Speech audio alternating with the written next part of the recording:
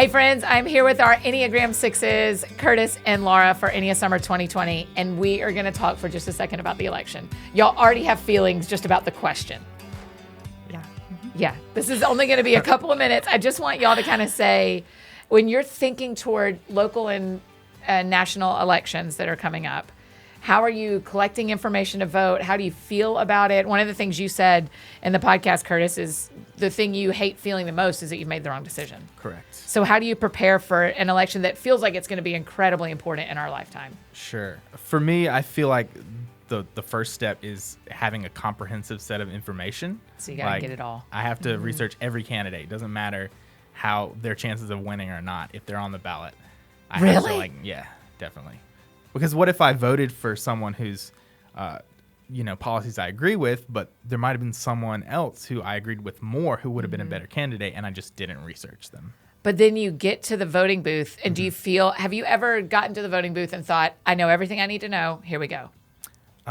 Probably not, because I think like most people, we tend to, or like a lot of people, we tend to only look at the president, and so when it gets to the referendum items later on the ballot, we're kind of unresearched, and we're like, we either don't vote or we're like, just vote party lines. So this year, I'm definitely making it a point to research all the local elections, all the state, basically be as comprehensive as I can in my research. Local feels more important this year to me than it ever has. I think so. I feel like the scales have come off my eyes a little bit about knowing what I'm doing voting locally. What about you, Laura?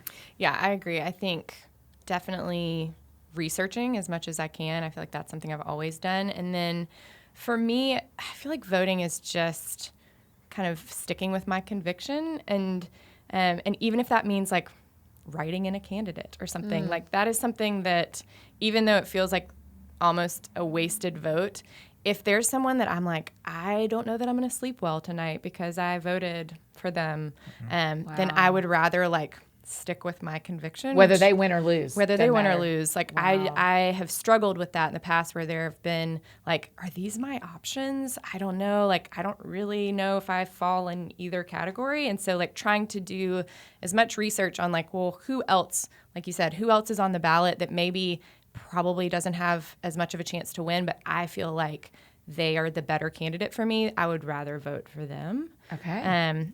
And so, yeah, I think doing your research, getting as much information as you can to try and information is power. So I do think voting in a way that you can go to sleep at night, no matter who wins or loses. Yep.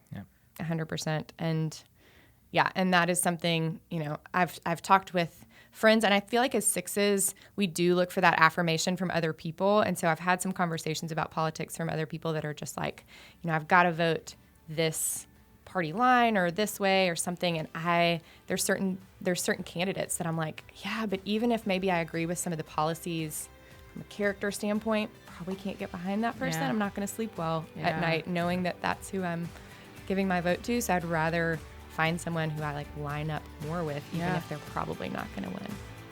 Brilliant. Okay. Thanks, guys.